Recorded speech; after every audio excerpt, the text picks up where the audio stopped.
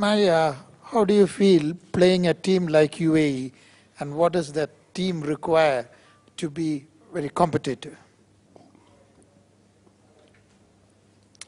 I think when it comes to international cricket or any sport, you have to respect the opposition irrespective of which team you are playing. So that's what was told to the team as a unit, that, let's not see who we are playing. Let's play the game of cricket. When the batsmen are batting, watch the ball and treat it the way it needs to be treated.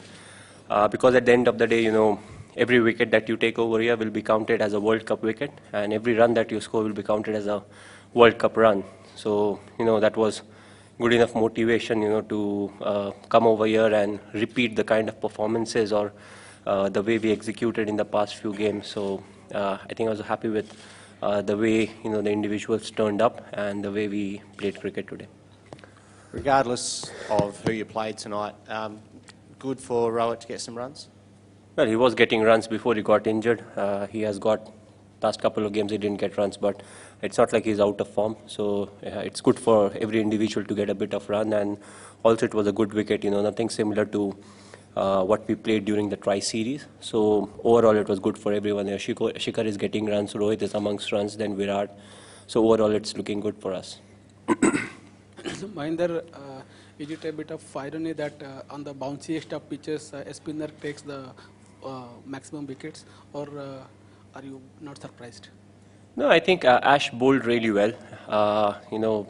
What's really important is, according to the wicket, you have to change your bowling to some extent. You have to find the right length and the right trajectory to bowl, and I felt Ash did that really well. He did use his faster one also, and he was quite successful to get a bit of swing on it, and that was the reason he got a couple of wickets out of those particular deliveries.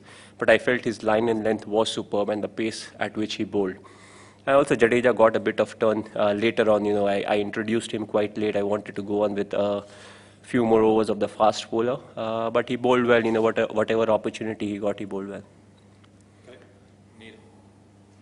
Bit away from the current game, in general, talking about the World Cup, we've seen a lot of great impactful performances from the likes of AB de Villiers and Brendan McCullum and all. You've been one of the impact players yourselves.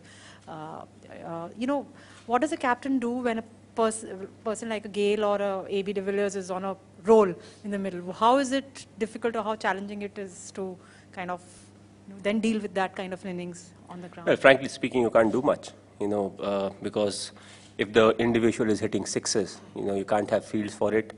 And more often than not, over here, you'll use the short pitch deliveries. If they hit off the short pitch also, there's not much you can do. You look to bluff the batsman a bit. And I believe that gives the liberty to the bowlers, to try a few other things, if a batsman like Chris Gayle or AB de Villiers gets going. So apart from that, you don't have a fixed plan as to, if you do this, this will happen. And that's where I feel the bowler will have to take that extra initiative, and they have to be backed well by the fielders, because if you have a 50-50 opportunity and if you grab that, it will really ease off the pressure from the fast bowlers or the spinners. So I think as a unit, you'll have to hunt in pack. MS, Bhuvi bowled today. Talk us through it. Sorry? Bhuvi bowled today. What was it like for you? No, he bowled well. It was good to give him a game. Shami was not 100%, so looking at the tournament ahead, we felt it was better off if you can give Shami a bit of rest. And I thought Bhuvi started off well. He was slightly up in pace.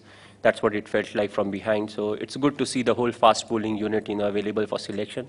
We'll see, who suits the best on those particular wickets that's provided. So, it's good to see him, getting a bit of action. There's plans in place to perhaps reduce the amount of teams at the next World Cup to 10 and cut away some of the associate nations. What are your thoughts in that regard? Do you think it should be cut back to 10 nations, or?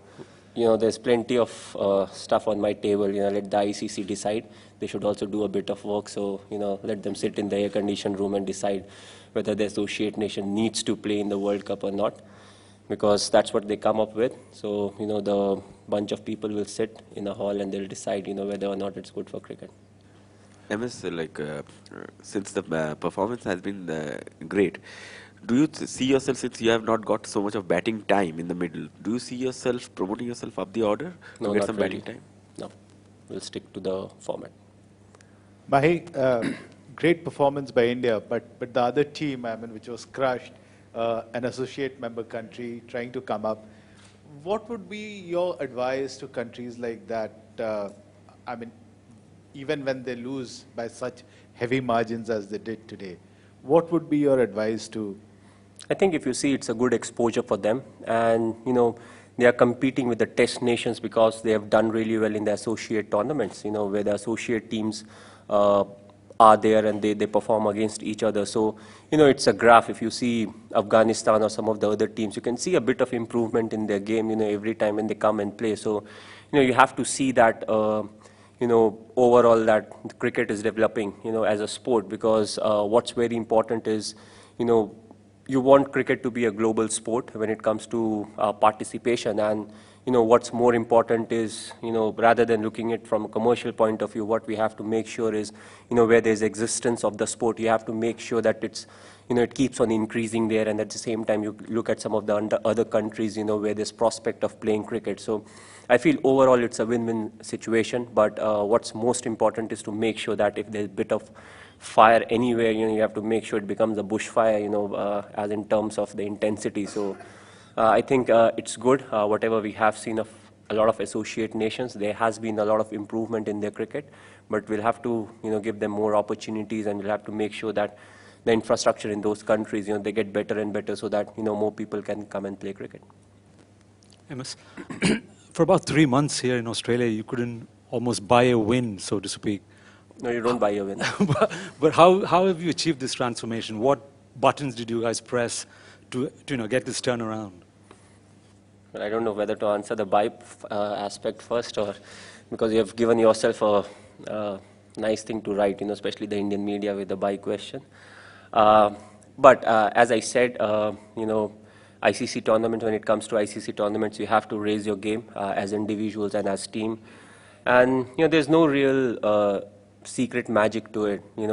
Yes, we had a tough season so far, since we have been in Australia. We were hampered by injuries to a lot of extent. A lot of batsmen, they were not getting enough runs. And also it's difficult, to switch straight from Test cricket to ODI cricket. At times it becomes slightly difficult.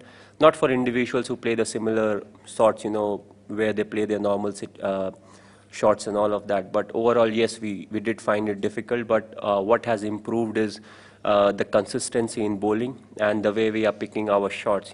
That's the crucial aspect, irrespective of which format you're playing. You pick your shots, you pick which bowler to target, which areas to hit. And, the more good decisions you take, the better is the reflection in the scorecard, both.